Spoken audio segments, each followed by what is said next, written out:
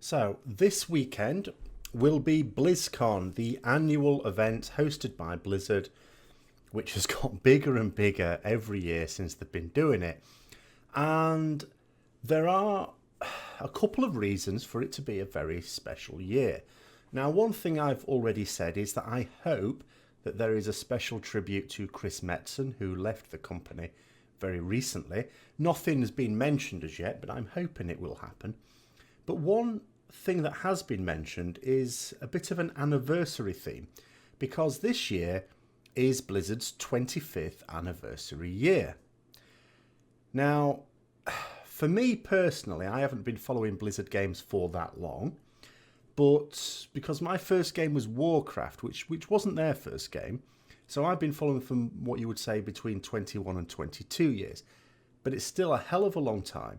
So I thought what I would do, as it's the 25th anniversary, the Silver Jubilee for Blizzard, that I'd recount my experiences with them, and maybe you'd be able to comment on what your own are.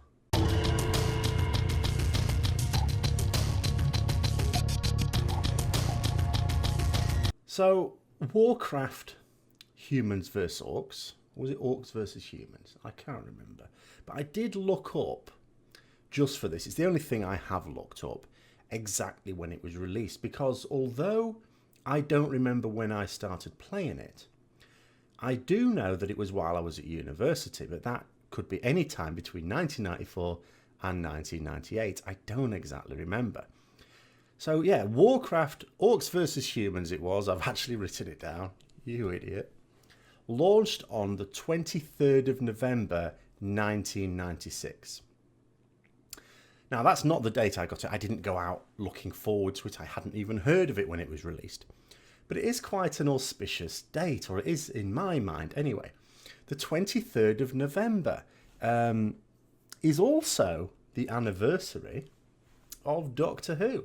So when Warcraft was coming out on the 23rd of November 1996, the first episode of Doctor Who was airing exactly 33 years before. Now, as I say, I didn't get it as soon as it came out. In fact, not at all really before I'd played it. I was actually introduced to it by a friend of mine who had it. And I began, I suppose, watching him play through the campaign. And it looked a pretty good game. And it wasn't really expensive either, as I recall. So I ended up getting it myself. And then we could play against each other. I remember even back then, although I sometimes played Horde and I sometimes played Alliance, or at the time you would call it Humans or Orcs, I preferred the Humans, which we'd now call Alliance. Mostly, it sounds silly, mostly because of the extra range of the archers. Now, I tend to play these sorts of games largely defensively. Now, my friend plays them very aggressively. So he will strike out pretty early on and just try and take out your base before it's even made up. To at least, even if he can't completely wipe you out, to at least slow you down while his building's in progress. And he sort of knew that I don't do that mass scouting type thing. I scout, of course, because you need to find a gold mine and all the rest of it. So I scout for resources. But I don't... I am more sort of defensively minded when I'm playing that game. It's actually really weird because when I've played Warhammer Fantasy Battle, another game which is quite similar, except that's the tabletop version, there it's very different. There I actually play much more like he did, which is very aggressively, not defensively. And I think it was probably because in Warcraft you have this sort of fog of war thing where the whole map's not laid bare. You have to explore it first, and then there's the potential to be surrounded, which I was always very wary of. So I liked the longer range of the archers. Now the Orc spearmen were tougher, so if they got in close and you hadn't whittled them down before they got that far, you're in for a tough time, because, you know, pound for pound they would do you. It was absolutely essential that because you didn't just let your archers do what they wanted, you had to focus on one mob at a time. Very much as we do in World of Warcraft, don't we? We did do when it first came out. It was very important to focus on one target at a time, and it still sometimes is. You know, this idea that you do one target at a time, get that down, and then the rest of the pack becomes less powerful. So the foundations for World of Warcraft were being laid right there, of course. And yeah, I had an amazing amount of fun on it. It was certainly one of my favourite computer games, I would say, that I'd actually played, because I don't think I'd really played an RTS before that. I played a few since. Civilization is the only one that I would say ever rivals it, and even then I would say not quite on the same level. And what I loved most about it was simply that it was in a fantasy setting. It wasn't that it mechanically it is better than some others. It's just I liked this orcs versus humans feel to it. So then when Warcraft 2 came out, I actually did get that. So I was looking forward to that. Didn't actually enjoy that as much. The storyline I did, because the storyline in Warcraft 1 was a bit, it was a bit basic. It was just a quick, it was really about the campaign, the gameplay, Warcraft 1. The storyline was just some reason to be doing what you're doing. And although we might recognise some of the characters that were mentioned in it, the actual story of Warcraft 1 bears no resemblance to the story we now know about it. Like, for example, Medivh, we now sort of think, and not just from the film, but actually from the official lore, he was the Guardian, he was corrupted by Sargeras, blah, blah, blah. And it's actually quite interesting, because I've been watching the Warcraft movie again since it's come out on Blu-ray. And it's interesting to note that, I think it's Blackhand, refers to Medivh as their warlock. Of course, he'd know no different, because he's someone who's actually using fell magic, or appears to be taking advantage of fell magic, so he just associates that with warlocks.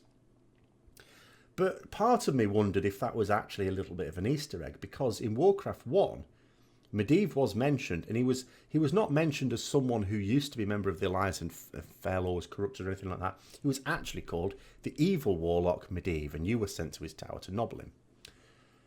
Of course, later on, and this is where I think Blizzard were very clever, or it was a happy accident, one or the other, because they got people to write novels about the stories, they really were able to flesh it out.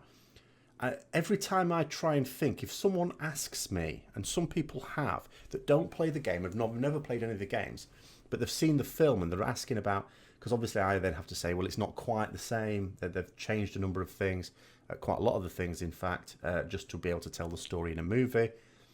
And then if people try and ask me what actually happened, I keep thinking to myself, where do I start? Because I could go a long way back, and it could take me 2 hours just to get to the start of the movie. Just 2 hours of storytelling from me to be able to get to where the movie started. So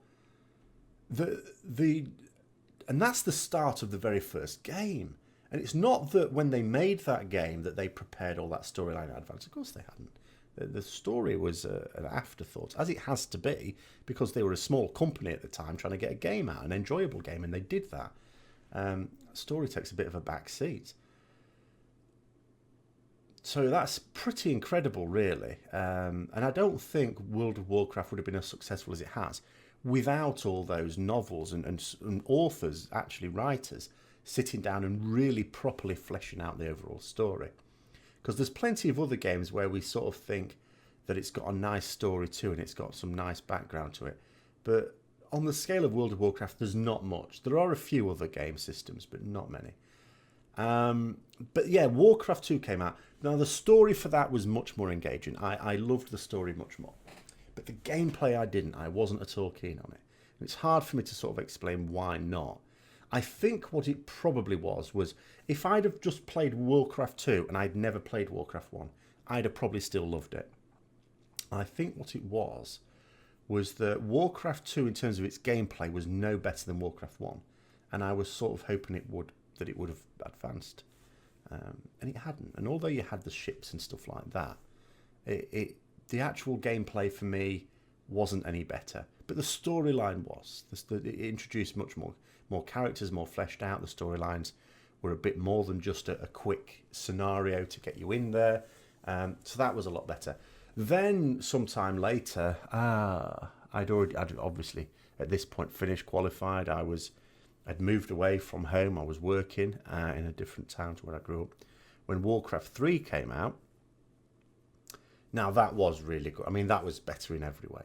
The storyline was amazing. I thought the actual cutscenes were amazing. Obviously, you can't blow them up on this monitor now because they look very pixelated. You have to have them quite small. But that was breathtaking. They really, at this point, it's pretty clear at this point, without me knowing anything about the company, either then or now in terms of its history, were clearly able... They must have been making a lot of money because they were able to have very high production values. The quality of the game was very good in terms of its graphics, in terms of its sound, in terms of its gameplay, because this time it did deliver. Warcraft 3 did deliver in terms of the gameplay. It did add a lot more richness to it, a lot more functionality, and it was definitely a big step up from Warcraft 1.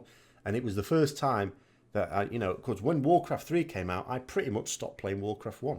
It was like, don't need to anymore. This is better. This is just clearly better. The storyline was excellent as well. And of course, the expansions were also superb. Obviously culminating in, what was it, the Frozen Throne. And but at that point, I could easily have been where I sort of left it, because I was playing Warcraft 3 for quite a long time, very happily, just, against other players, against my friend, for example, as well as the campaign, playing it through a few times, because it was fun. And what was interesting about it is it mixed in a lot of fun, the things we associate now with World of Warcraft. You had this sort of little comedy element. I mean, the big thing is from Warcraft 1, in fact, with the Orcs. You've got the bit when you keep pressing on an orc and it'd go, what? You press it again, what? Keep pressing it. Stop poking me. And just this fun that was just in the game, even though it was very serious, and sometimes the topics were very, very serious, very dark. You had the obviously patricide with Arthur's killing his father, Tyrannus, and various themes like that. Very, very dark. But in the game itself, there were always these little bits of fun, and there was a line from one of the dwarf gyrocopter things, because it was very similar to Warhammer Fantasy Battle, and there was a line in it, was this Warhammer cost 40k or things like that, just little funny asides like that. So then World of Warcraft was being worked on in the early 2000s, and I was aware of it. I sort of kept on the news, but I wasn't actually looking forward to it, because it was going to be a different type of game. It was going to be an MMORPG. And I was aware of these, but I'd never thought of playing them. Now, at the time when I was learning about it or being developed, I wouldn't have been able to very well, because I still had dial-up internet. And then very late on 2004, my particular area suddenly got broadband. So I got broadband. Not looking forward to, not thinking, oh, I can play online games better, but just so that I didn't have crap loading bars for websites. It was just purely for browsing. And it was just by sheer luck, really. It was what was at the time a really good ISP. They've been taken over and gone downhill now, and they're not even available in this area. And they provided it by fibre optics, so it was actually a really good connection.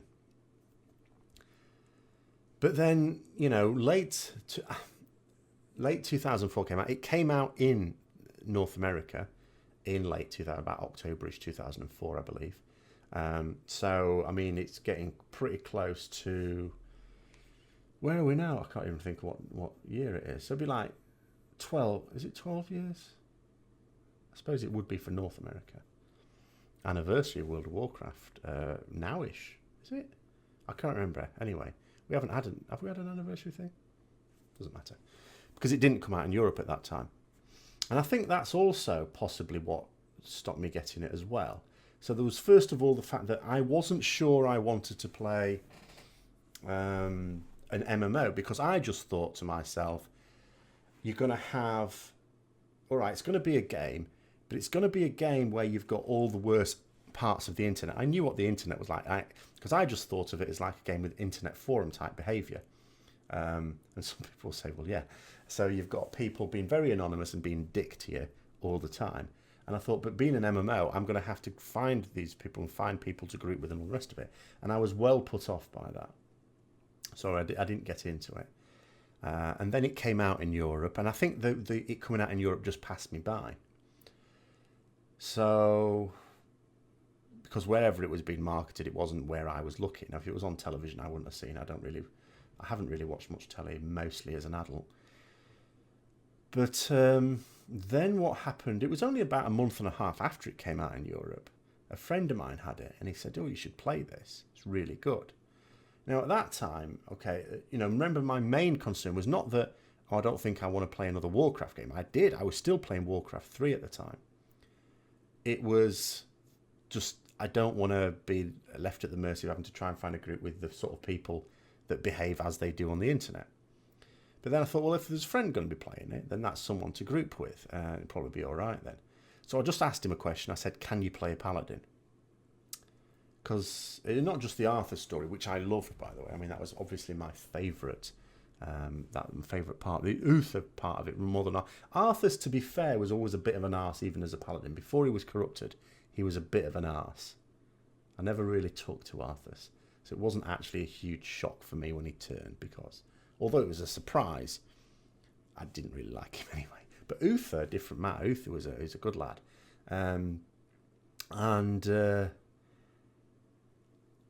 So, yeah, he said, yes, you can play a paladin. Now, it was just as well that he wasn't Horde. He could easily have been Horde, couldn't he? Because he himself got into it from friends playing it as well. Or suggesting it. So, yeah, if he'd have been rolled Horde, he'd have been saying, yeah, but not on the faction I'm playing. In which case, I'd have probably said, well, that effectively means I can't play a paladin. And I, at that point, would have gone, no. How different life would have been now. So, yeah, so I got it and loved it straight away. It was absolutely marvellous. Even when my friend wasn't online, because I was playing a bit more than him, I ended up catching up to him and then overtaking him in levelling.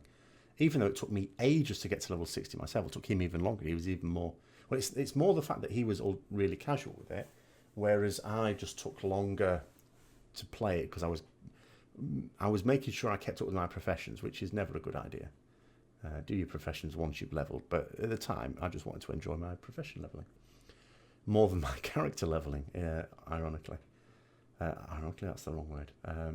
But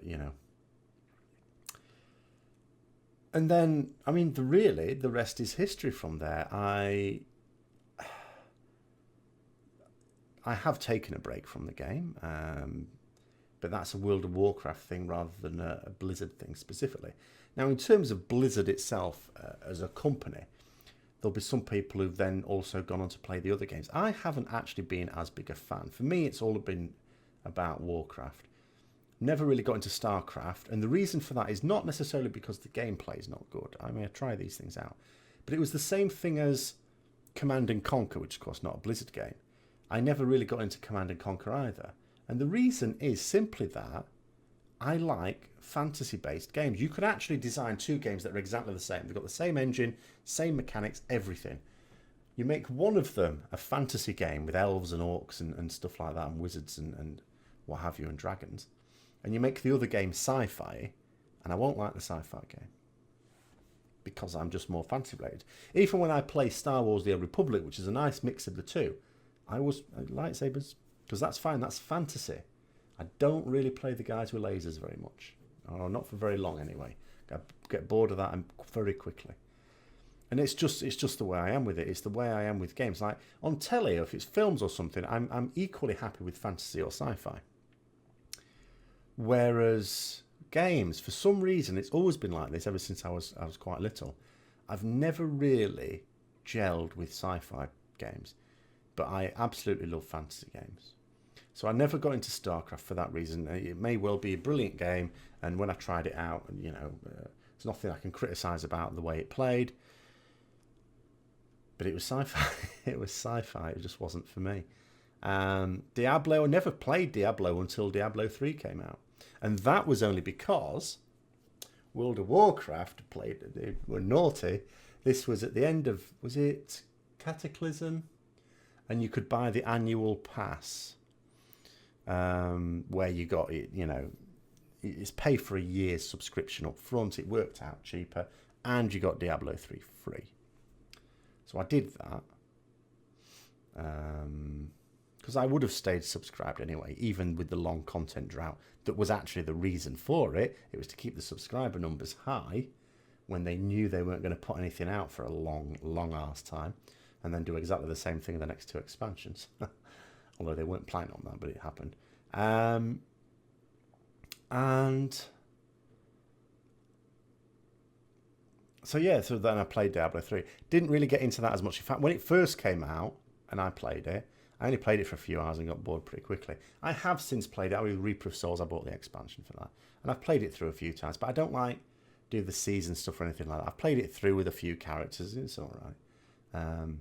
But there's other games I would rather play. So in terms of, you know, for me, if it wasn't for Warcraft, I would have no particular regard for Blizzard at all. It's not that the other games are not good. It's just they're not my thing. But in a way, that is what makes the game, the company, pretty strong. It has lots of different types of game. So they still do RTSs in the form of StarCraft 2, although I don't know what's going on with that. Is it sort of finished-ish? I don't know. There must be something. They're going to continue it in some way. You've got Warcraft, World of Warcraft, which of course was an RTS and now is MMO. You've got Hearthstone, which is a online trading card game type game. Heroes of the Storm, and you've got Overwatch, and they've got lots of different types of games that appeal to lots of different types of people, and I think that's why it will remain strong. And what I'd be looking forward to, of course, related to Warcraft, is what's going to come after it. And I do wonder, coming back to BlizzCon,